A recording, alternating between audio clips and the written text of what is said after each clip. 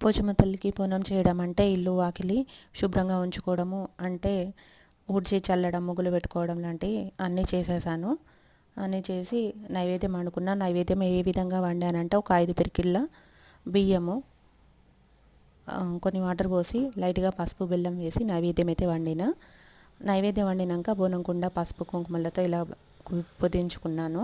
Next వేప కొమ్మలతో బోనం చుట్టూ కట్టేశాను. నాగర పువ్వులు లేకుండే వాటి వేప కొమ్మలతో మాత్రము ఆ విధంగా కట్టేశాను. ఒక కంకణం కూడా కట్టాను. ఇంట్లో నుండి బోనం తీసే ముందు ఒక కొబ్బరికాయ కొట్టాలి. అమ్మకి కొబ్బరికాయ కొట్టి నేనైతే తల మీద పెట్టుకొని బయటికి వస్తున్నా. ఇది మా బాల్కనీ అండి.